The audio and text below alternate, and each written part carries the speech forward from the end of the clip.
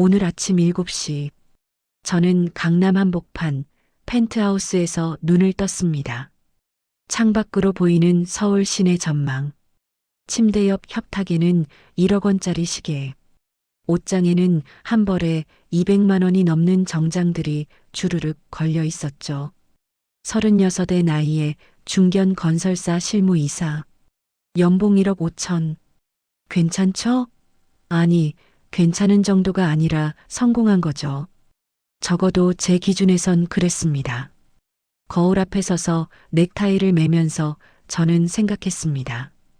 김재현, 넌 해냈어. 고아원 출신 주제에 여기까지 왔잖아. 네, 저는 고아였습니다. 정확히는 7살 때 교통사고로 부모님을 잃고 고아원에 맡겨진 케이스죠. 그 이전 기억은 거의 없어요. 다만 아주 희미하게 누군가 따뜻한 손길로 제 머리를 쓰다듬어 주던 기억이 있긴 합니다. 하지만 그게 부모님이었는지 아니면 다른 누군가였는지도 잘 모르겠어요. 중요한 건 저는 그 지옥 같은 환경에서 살아남았다는 거예요. 공부로, 도끼로, 그리고 남을 짓밟으면서요. 가난은 지능 문제다. 이게 제 좌우명이었습니다. 실제로 그렇게 믿었어요. 가난한 사람들은 머리가 나쁘거나 게으르거나 둘 중 하나라고요. 저처럼 독하게 살지 못했기 때문에 밑바닥에서 기어다닌다고 생각했습니다. 오늘 아침도 그랬어요. 회사 로비에서 청소하시는 아주머니를 스쳐 지나가면서 속으로 생각했죠. 평생 그렇게 살겠지. 자식 농사도 실패했을 테고 남편도 무능력자일 거야. 엘리베이터 안에서 만난 신입사원이 인사를 했습니다. 좋은 아침입니다. 이사님. 저는 고개도 끄덕이지 않았어요. 그냥 핸드폰만 들여다봤죠. 그 애는 제 밑에서 석 달째 일하는 27살짜리 여직원이었어요. 밤새 제가 던진 자료 작업을 하느라 눈이 충혈되어 있더군요. 하지만 제 눈엔 그저 능력 없어서 야근하는 것으로밖에 안 보였습니다. 오전 10시 제 사무실로 한 노인이 찾아왔습니다. 김재현 이사님 계신가요? 문을 열고 들어온 건 70대 후반으로 보이는 할아버지였어요. 낡은 점퍼에 때가 잔뜩 탄 작업복 바지, 손엔 오래된 서류 가방을 들고 계셨죠. 저는 얼굴을 찌푸렸습니다. 누구시죠? 약속 있으셨나요? 아닙니다. 저는 대성건설이라고 이사님께서 발주하신 3호 아파트 단지 하수관 공사 하청을 맡은 그거요. 저는 차갑게 말을 끊었습니다. 사실 그 할아버지 업체는 저희 회사랑 10년 넘게 거래해온 곳이었어요. 한 번도 문제를 일으킨 적 없는 성실한 업체였죠. 하지만 어제 제가 감사 자료를 보다가 발견했습니다. 그 업체가 제출한 자재 견적이 다른 곳보다 200만 원 비싸다는 거요. 겨우 200만 원. 수십억짜리 프로젝트에서 200만 원이요. 하지만 저는 그게 중요했어요. 내가 얼마나 꼼꼼한 사람인지 보여줄 수 있는 기회였으니까요. 계약 파기합니다. 예. 이사님, 그게 무슨... 어제 메일 안 보셨어요? 견적이 타사 대비 200만 원 비싸더라고요. 우리 회사는 단 1원이라도 손해보는 거래는 안 합니다. 할아버지의 얼굴이 새하얗게 질렸습니다. 이사님, 그건 제가 실수로 원가를 잘못 계산한 겁니다. 다시 조정해서 제출하겠습니다. 제발은 무슨... 계약서에 명시되어 있잖아요. 허위 견적 제출 시 일방적 파기 가능하다고. 참. 위약금도 내셔야죠. 얼마였더라? 3천만 원? 3천만 원이요? 이사님, 저희 회사는 작은 업체라. 그 돈을 당장 마련하라고 하시면. 그건 제 알 바 아니고요. 저는 서류를 탁 책상에 내려놓으며 말했습니다. 할아버지는 떨리는 목소리로 말씀하셨어요. 이사님, 저희 회사 직원이 15명입니다. 다들 가장들이에요. 이번 달 급여를 그 공사비로 줄 예정이었는데, 제발 한 번만 기회를 주십시오. 그때였어요. 할아버지가 무릎을 꿇으려고 하셨습니다. 저는 그 모습을 보고 웃었습니다. 비웃었죠? 야, 이 양반. 지금 뭐 하시는 거예요? 여기가 조선시대예요? 무릎 꿇는다고 계약이 살아나요? 능력 없으면 사업 접으세요. 당신 같은 밑바닥 인생들이랑 엮이기 싫으니까 당장 나가요. 안 나가시면 경비 부를 겁니다. 저는 정말로 구둣발로 할아버지의 서류 가방을 밀쳐냈어요. 할아버지는 비틀거리며 서류들을 주었습니다. 그리고 저를 한번 쳐다보셨어요. 그 눈빛이 이상하게 슬펐어요. 분노도 아니고 원망도 아닌 그냥 깊은 슬픔이었습니다. 마치 무언가 소중한 걸 잃어버린 사람의 눈빛이었죠. 하지만 그때의 저는 그 의미를 몰랐습니다. 아니, 알려고 하지도 않았어요. 빨리 안 나가요? 할아버지는 고개를 떨구고 문을 나가셨습니다. 그리고 저는 그걸 보며 만족스러워했어요. 역시 나는 냉철한 비즈니스맨이야. 감정 같은 건 배제하고 오직 이익만 추구하지. 얼마나 추악한 인간이었는지 모르겠습니다. 점심시간. 저는 부장 2명과 함께 회사 근처 일식집에 갔습니다. 1인당 5만 원짜리 코스 요리를 먹으면서 우리는 아침에 있었던 일을 이야기했죠. 이사님, 아까 그 대성건설 사장 말인데요. 그 양반 소문 들어보니까 원래 꽤 괜찮은 사람이라던데요. 괜찮긴 뭐가 괜찮아요. 견적도 제대로 못 내는 주제에. 그래도 10년 넘게 거래했잖아요. 한번 실수한 걸 가지고. 저는 젓가락을 탁 내려놓았습니다. 김 부장, 당신 지금 내 결정에 이의 제기하는 거예요? 당신도 그렇게 물렁한 마인드로 일할 거면 지금 당장 사표 써요. 이 바닥에서 정 때문에 거래하다가 망한 회사가 한둘인 줄 아세요? 김 부장은 입을 다물었습니다. 저는 계속해서 말했어요. 있잖아요. 세상엔 2종류의 사람이 있어요. 먹는 사람과 먹히는 사람. 나는 먹는 사람이 되기로 결심했고 실제로 그렇게 살고 있어요. 그 노인네, 먹히는 쪽 인생이죠. 당연히 도태되어야 해요. 그게 자본주의 아니에요? 다른 부장이 조심스럽게 물었습니다. 그런데 이사님, 오늘 오후에 체결하시는 그 계약 정말 괜찮으신 거죠? 금액이 워낙 크셔서. 당연하죠. 60억짜리 계약인데 제가 확인 안 했겠어요? 상대 회사 재무제표도 다 확인했어요. 문제 없습니다. 사실 전혀 확인 안 했어요.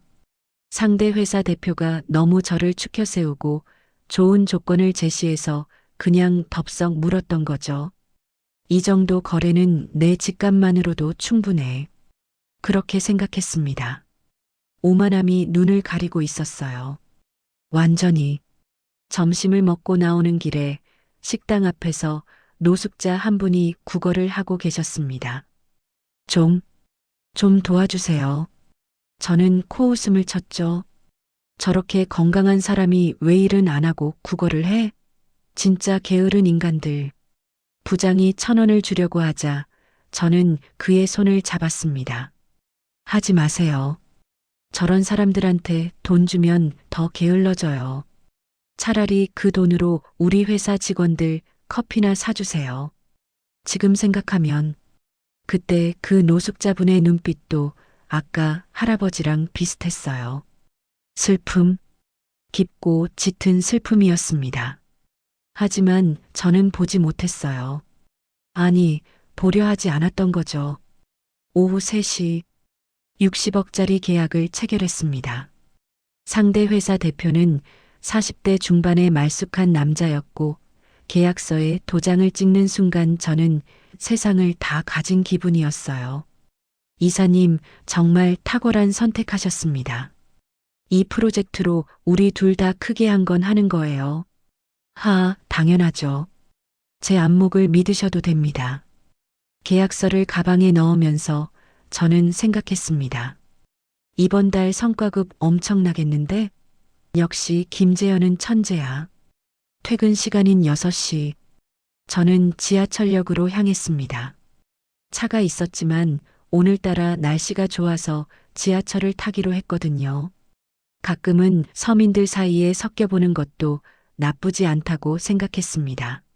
물론 우월감을 느끼기 위해서였지만요. 2호선 지하철은 정말 지옥철이었어요. 사람들이 빽빽이 들어차 있었고 땀 냄새, 담배 냄새, 온갖 냄새가 뒤섞여 있었죠. 제 옆에 서 있던 아저씨는 페인트 냄새가 났습니다. 아마 일용직 노동자인 것 같았어요. 저는 속으로 생각했죠. 평생 저렇게 바닥에서 기어다니겠지. 나처럼 독하게 성공할 머리도 배짱도 없는 인간들. 제 가방엔 방금 체결한 60억짜리 계약서가 들어 있었습니다.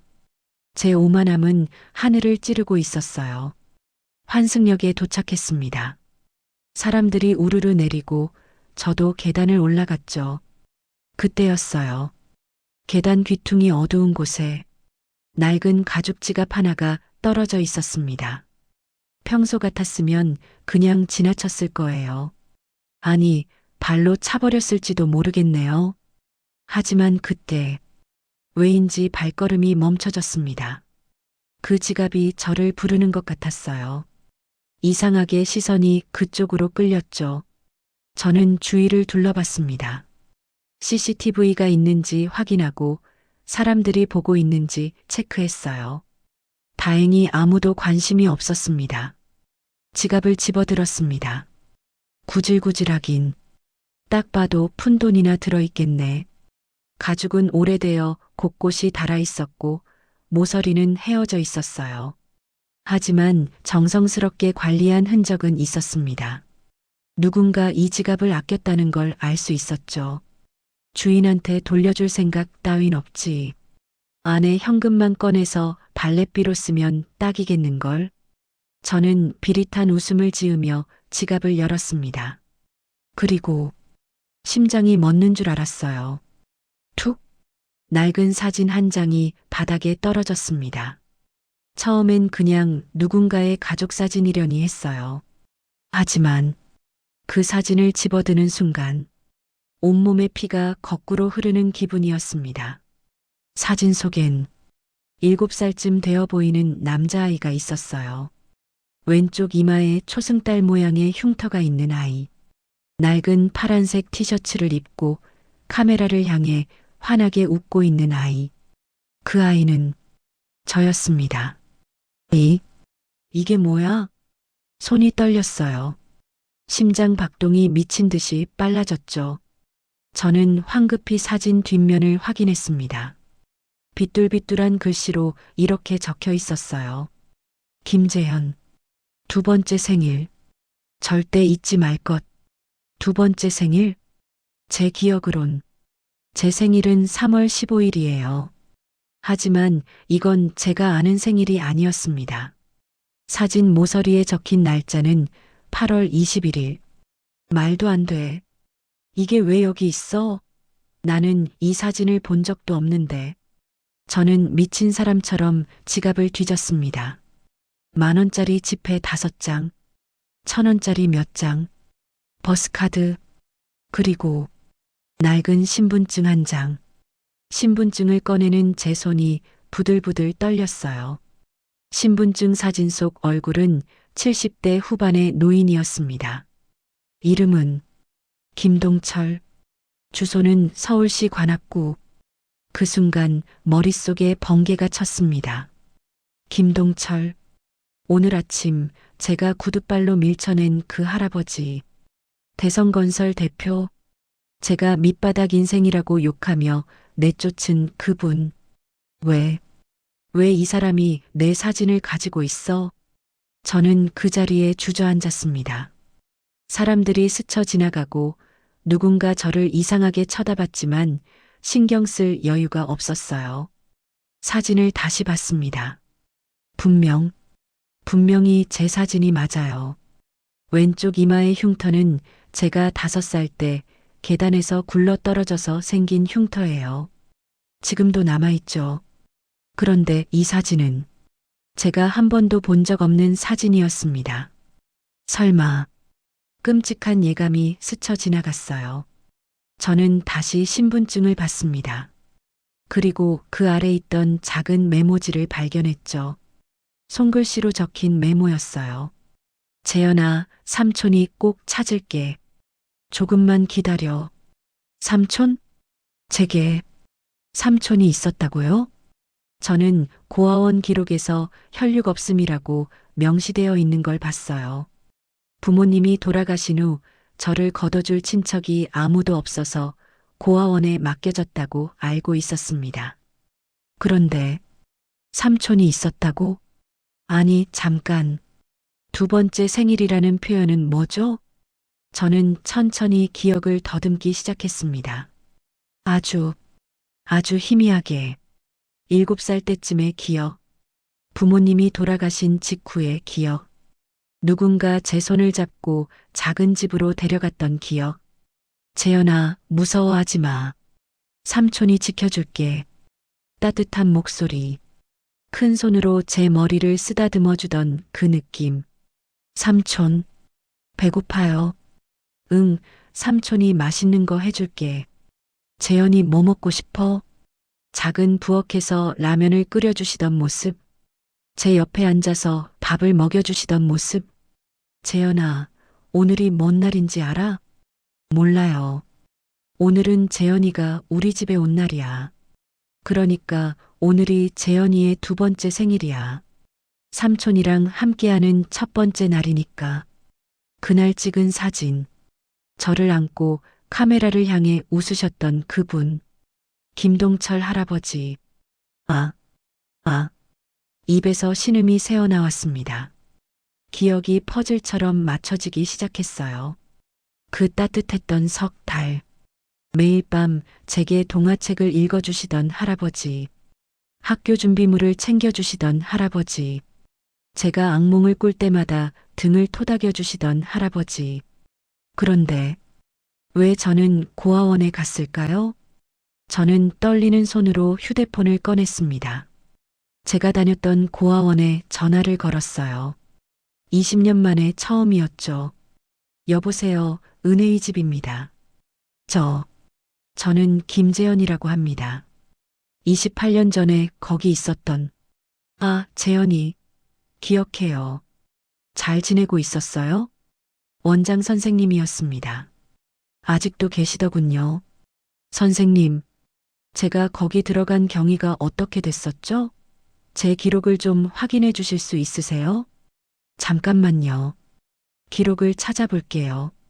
전화기 너머로 서류 넘기는 소리가 들렸습니다. 있네요. 김재현. 2000년 11월 3일 입소. 부모님 교통사고로 사망.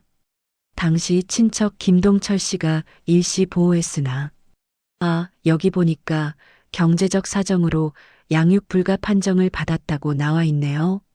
경제적 사정이요? 네. 당시 김동철 씨가 사업부도로 파산한 상태였대요. 집도 없고 빚도 많았고, 그래서 아이를 키울 수 없다는 판정이 났다고 합니다. 본인도 정말 힘들어 하셨던 걸로 기억해요. 당신 사정도 어려운데 재현이를 맡아 키우려고 3개월 동안 정말 애쓰셨거든요. 그럼 할아버지가 저를 버린 게 아니라 어쩔 수 없이 보낸 거죠. 사회복지사 판단으로요. 김동철 씨는 재현이를 데려가려고 2년 동안 계속 연락 오셨어요. 사업을 다시 일으켜서 법적으로 양육권을 찾겠다고. 그런데요? 재현이가 연락을 거부했어요. 10살쯤 됐을 때부터였나? 할아버지가 면회 오시면 만나지 않겠다고 울고불고 난리였어요. 나버린 사람이라면서요. 심장이 쿵 하고 내려앉았습니다. 그래서 김동철 씨도 결국엔 발길을 끊으셨어요. 재현이한테 상처만 주는 것 같다고 대신 매년 후원금은 보내주셨어요. 익명으로요. 재현이가 고아원에 있는 내내 대학 들어갈 때까지 얼마나 보내주셨는데요? 정확히는 모르겠지만 한 달에 20만 원씩은 꼬박꼬박 오셨던 걸로 기억해요. 20만 원. 한 달에 20만 원이면 1년에 240만 원. 10년이면 2,400만 원. 저는 그걸 몰랐어요. 저를 버린 사람인 줄만 알았죠. 선생님, 그 할아버지가 저를 찾으려고 했다는 증거가 있을까요? 당연히 있죠. 면회 신청서도 수십 장 남아있고, 잠깐만요. 여기 편지도 있네요. 재현이한테 쓴 편지. 전달하지 못한 것들. 편지요? 네. 재현이가 만나기를 거부했으니까 드릴 수가 없었던 거죠. 지금이라도 받아보시겠어요? 네. 네, 보내주세요. 전화를 끊고 20분 후, 제 메일로 스캔본이 왔습니다. 편지는 30통이 넘었어요. 저는 떨리는 손으로 첫 번째 편지를 열었습니다. 재현아, 삼촌이야. 아니, 이젠 할아버지라고 불러야 하나? 재현아, 미안해. 삼촌이 무능해서 너를 제대로 지켜주지 못했어. 너를 고아원에 보낼 수밖에 없었던 그날. 삼촌은 정말 죽고 싶었어. 하지만 포기하지 않을게. 삼촌이 다시 일어설 거야. 그리고 꼭 너를 데려갈 거야. 약속해. 지금은 좀 힘들지만 조금만 기다려줘. 삼촌이 꼭 너를 찾으러 갈게. 두 번째 편지. 재현아, 삼촌이 새로 일을 시작했어. 작은 하청업체지만 열심히 하면 다시 일어설 수 있을 것 같아. 재현아, 조금만 더 기다려줘. 세 번째, 네 번째, 다섯 번째. 모든 편지에는 같은 내용이 담겨 있었어요. 미안해. 조금만 기다려줘. 꼭 찾으러 갈게. 마지막 편지는 제가 13살 때 쓰인 거였어요. 재현아, 오늘 선생님한테 들었어. 내가 삼촌을 만나고 싶지 않다고. 삼촌이 널 버렸다고 생각한다고. 재현아, 삼촌은 널 버린 적 없어. 단 한 번도. 다만 삼촌이 무능해서 널 지킬 힘이 없었을 뿐이야. 하지만 내가 원하지 않는다면 삼촌은 더 이상 나타나지 않을게. 대신 멀리서라도 널 지켜볼게. 재현아, 삼촌은 평생 너를 사랑해. 그리고 미안해. 저는 바닥에 엎드려 울었습니다. 지하철역 계단 한복판에서 사람들이 지나다니는 그곳에서 저는 어린아이처럼 엉엉 울었어요. 할아버지, 할아버지. 제가 오늘 아침에 한 짓이 떠올랐습니다. 밑바닥 인생. 능력 없는 노인네. 꺼져. 구둣발로 밀쳐낸 그 순간. 할아버지의 눈빛. 그 슬픔의 의미를 이제야 알았어요. 할아버지는 저를 알아보셨던 거예요. 28년 만에 만난 조카를, 자신이 평생 찾아 헤맸던 그 아이를. 그런데 그 아이는 성공의 탈을 쓴 괴물이 되어 있었던 거죠. 자신을 밟고 욕하고 내쫓는 괴물로. 저는 미친 사람처럼 역 주변을 뛰어다녔습니다. 할아버지, 할아버지. 하지만 할아버지는 보이지 않았어요. 휴대폰을 꺼내 회사 시스템에 등록된 대성건설 번호로 전화를 걸었습니다. 여보세요, 대성건설입니다. 젊은 남자 목소리였어요. 저 김재현 이사라고 합니다. 김동철 사장님 좀 바꿔주시겠습니까? 이사님. 사장님께서는 오늘 오전부터 연락이 안 되시네요. 핸드폰도 꺼져 있고, 혹시 무슨 일 있으신가요? 아닙니다. 전화를 끊으려는데 그 직원이 말했습니다. 그런데 이사님, 오늘 아침 사장님 표정이 정말 안 좋으셨어요. 이사님 회사 다녀오시더니 완전히 넋이 나가신 것처럼. 혹시 무슨 일 있으셨나요? 저는 대답하지 못했습니다. 할아버지가 어디 계신지 알 방법이 없었어요. 그때 휴대폰이 울렸습니다. 회사 전무였어요. 이사, 어디야 지금? 당장 회사로 와. 큰일 났어. 무슨? 아까 내가 체결한 그 계약. 사기야, 사기. 상대 회사가 페이퍼 컴퍼니였어. 60억 날아간 거야. 머리가 하얗게 변했습니다. 그게 무슨 말씀이세요? 재무제표 전부 위조된 거였어. 대표라는 사람도 행방불명이고. 김 이사, 넌 실사도 안 하고 계약한 거야? 미쳤어? 저는 분명 확인은 개뿔. CCTV 보니까 너 상대 대표랑 술 먹으면서 계약했더라. 기본 실사도 안 하고. 아, 이거 완전 횡령이랑 배임이야. 검찰 넘어가면 너 구속이야. 전화가 끊겼습니다. 저는 그 자리에 주저앉았어요. 60억? 제 오만함이 만들어낸 재앙. 상대 회사 대표가 저를 추켜 세울 때 저는 우쭐해서 제대로 확인도 안 했어요. 내 직감은 틀린 적이 없어라고 믿었죠. 하지만 그건 직감이 아니었어요.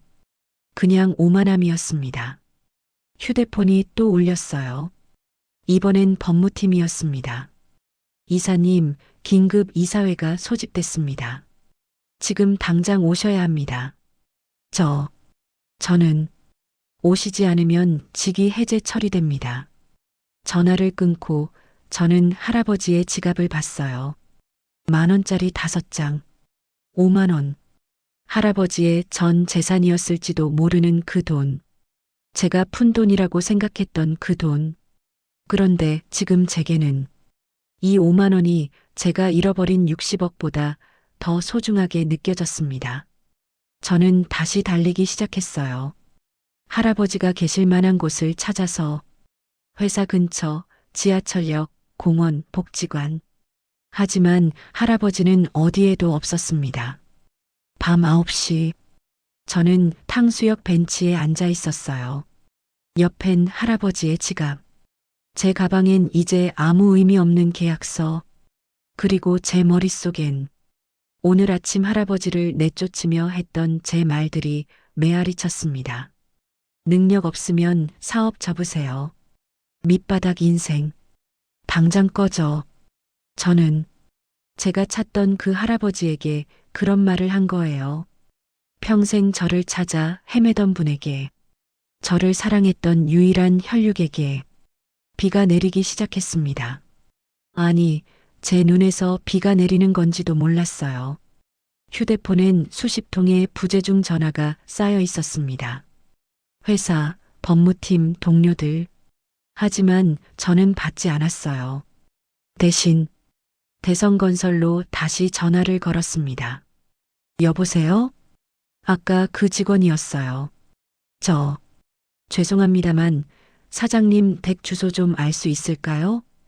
예, 그건 개인정보라서요. 제발입니다. 저는 사장님께 너무 큰 잘못을 저질렀어요. 사과라도 드려야 합니다. 긴 침묵 후에 그가 말했습니다. 관악구 봉천동. 그 동네 쪽방촌에 사세요. 정확한 주소는 저도 모르겠고 사장님이 프라이버시를 중요하게 생각하셔서요. 봉천동 쪽방촌. 저는 택시를 잡아탔습니다. 봉천동 쪽방촌으로 가주세요. 택시 안에서 저는 할아버지의 지갑을 계속 들여다봤어요.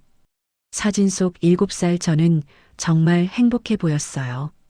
그때의 저는 알았을까요? 28년 후 자신이 이렇게 추악한 인간이 될 거라는 걸. 봉천동에 도착했습니다. 좁은 골목, 낡은 건물들, 형광등 불빛 아래 빨래가 널린 풍경. 저는 한 번도 이런 곳에 와본 적이 없었어요. 아니, 오려고 하지 않았죠. 가난한 동네라고 무시했으니까요. 한 할머니에게 물었습니다. 혹시 김동철이라고 대성건설 사장님 아세요? 김 사장? 그럼요. 2층 끝방에 사시는데. 근데 오늘 표정이 안 좋으시더라고. 뭔 일 있나? 어느 쪽이죠? 할머니가 가리킨 곳으로 달려갔습니다. 2층 끝, 문짝이 낡은 작은 방.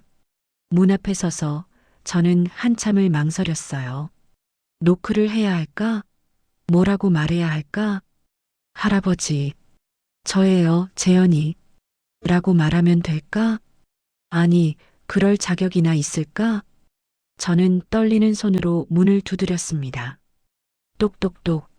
안에서 아무 대답이 없었어요. 할아버지, 저, 김재현입니다. 여전히 조용했습니다. 문고리를 돌렸어요. 잠겨있지 않았죠. 안으로 들어갔습니다. 3평도 안 되는 작은 방. 침대 하나, 작은 책상 하나, 옷장 하나. 그리고 벽 한쪽에 가득 붙어 있는 사진들. 모두 저의 사진이었어요. 7살 때 사진. 고아원에서 찍은 것으로 보이는 단체 사진. 누군가 몰래 찍은 것 같은 제가 학교 다닐 때 사진. 대학 졸업식 사진. 심지어 며칠 전 회사 앞에서 찍힌 것 같은 제 사진까지. 할아버지는 평생 저를 지켜보고 계셨던 거예요. 저는 무릎이 꺾였습니다. 책상 위엔 공책 한 권이 있었어요. 펼쳐봤습니다. 2025년 12월 5일. 오늘 재현이를 우연히 봤다. 회사 앞에서. 정말 컸다. 잘생겼고 성공한 것 같아 보였다. 기뻤다. 하지만 다가갈 수 없었다. 재현이가 나를 기억할까? 아니, 기억한다 해도 좋은 기억은 아니겠지. 2026년 1월 15일. 재현이 회사와 거래가 성사될 것 같다. 드디어 재현이와 일할 수 있게 됐다. 말을 걸 수 있을까? 아니, 조심해야 한다. 재현이한테 부담 주면 안 돼. 2026년 2월 9일. 오늘 재현이를 만났다.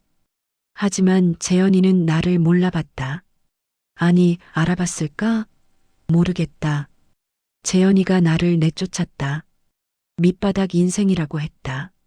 능력 없는 노인네라고 했다. 재현아, 삼촌은 괜찮아. 내가 그렇게 말해도 괜찮아. 다만 슬프구나. 내가 키운 그 따뜻했던 아이가 이렇게 차갑게 변했다는 게. 하지만 삼촌 잘못이야. 내가 무능해서 널 제대로 키우지 못했으니까. 미안해, 재현아. 나는 오늘도 널 사랑한다. 저는 바닥에 엎드려 통곡했습니다. 할아버지, 할아버지, 죄송해요. 죄송해요. 얼마나 울었을까요? 눈물이 다 마르고 목소리도 나오지 않을 때까지 울었어요. 그리고 문득 할아버지가 어디 계신지 찾아야 한다는 생각이 들었습니다. 방을 나와 아까 그 할머니에게 다시 물었어요. 할머니, 김 사장님 혹시 언제 나가셨는지 아세요? 저녁 때쯤 짐 싸들고 나가시더라고. 잠깐 좀 다녀오겠다고 하시면서. 근데 표정이 뭔가 결심한 사람 같더라고. 심장이 철렁 내려앉았습니다. 어느 쪽으로 가셨어요? 글쎄, 역 쪽으로 가신 것 같은데. 저는 다시 뛰기 시작했습니다. 가슴이 터질 것 같았어요. 제발, 제발 무사하세요. 밤 11시. 저는 모든 곳을 찾아다녔습니다. 지하철역, 버스 정류장, 병원, 경찰서. 하지만 할아버지는 어디에도 없었어요. 그때 문득 할아버지 지갑 속에 있던 메모지가 생각났습니다. 저는 그것을 다시 꺼내봤어요. 재현아, 삼촌이 꼭 찾을게.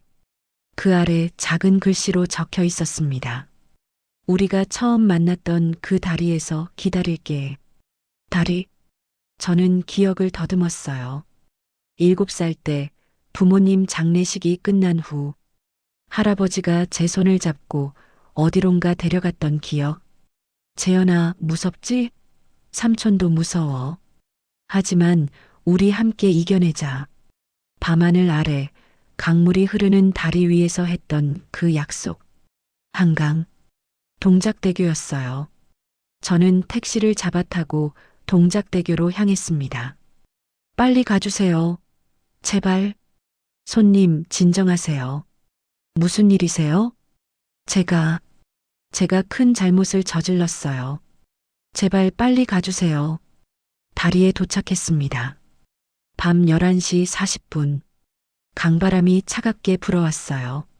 저는 다리 위를 뛰어다녔습니다. 할아버지, 할아버지. 그리고 다리 중앙쯤에서 난간에 기대 서 있는 할아버지를 발견했습니다. 할아버지, 할아버지는 천천히 고개를 돌렸어요. 저를 보는 할아버지의 얼굴엔 눈물이 흘러내리고 있었습니다. 재현아? 할아버지, 할아버지. 저는 달려가 할아버지를 붙잡았어요. 할아버지, 죄송해요. 정말 죄송해요. 할아버지는 떨리는 손으로 제 얼굴을 쓰다듬었습니다. 재현아, 삼촌을 기억하니? 네, 기억해요. 이제 다 기억났어요. 할아버지가 저를 키워주셨던 것, 동화책 읽어주시던 것, 밥 먹여주시던 것, 다요. 미안하구나. 삼촌이 무능해서, 널 제대로 지켜주지 못해서. 아니에요. 잘못은 제가 한 거예요. 제가 괴물이 됐어요. 할아버지를 알아보고도 욕하고 내쫓고 저는 무릎을 꿇었습니다. 할아버지, 저를 용서해 주세요. 제발. 할아버지는 저를 끌어안았어요. 그 따뜻했던 품, 28년 만에 느끼는 그 온기. 재현아, 삼촌은 화난 적 없어. 단 한 번도. 내가 성공한 모습을 보는 것만으로도 행복했어. 아니에요. 저는 성공한 게 아니에요. 그냥 괴물이 됐을 뿐이에요. 우리는 한참을 그렇게 안고 울었습니다. 강물은 조용히 흘러갔고 차들은 지나갔고 세상은 계속 돌아갔지만 우리 둘만의 시간은 그곳에 멈춰 있었습니다. 할아버지, 지갑 잃어버리셨죠? 여기 있어요. 저는 지갑을 건넸어요. 할아버지는 그 안에 사진을 꺼내봤습니다. 이 사진, 내가 우리 집에 온 첫날 찍은 거야. 삼촌 보물이었어. 평생 간직했지. 저도 이제 평생 간직할게요. 할아버지 기억을. 재현아, 삼촌한테 약속 하나만 해줄래? 네, 뭐든지요. 다시는 사람을 함부로 대하지 마. 내가 만나는 모든 사람에게 그들만의 이야기가 있어. 그들도 다 소중한 사람이야. 네, 약속할게요. 할아버지는 미소 지었습니다. 28년 만에 보는 할아버지의 미소. 그건 제가 본 것 중 가장 아름다운 미소였어요. 그날 밤 저는 할아버지와 함께 쪽방으로 돌아왔습니다. 좁은 방 안에서 라면을 끓여 먹으며 우리는 지난 28년의 이야기를 나눴어요. 할아버지의 이야기, 제 이야기, 그리고 우리가 잃어버린 시간들. 할아버지, 왜? 제가 오만하게 굴었는데도 참으신 거예요? 재현아, 내가 그렇게 된 건 삼촌 탓이기도 해. 내가 어릴 때 삼촌이 제대로 지켜줬으면 넌 그렇게까지 독하게 살지 않아도 됐을 거야. 아니에요. 삼촌은 내가 성공하기 위해 얼마나 힘들게 살았을지 알아. 고아원에서 혼자서 아무도 없이.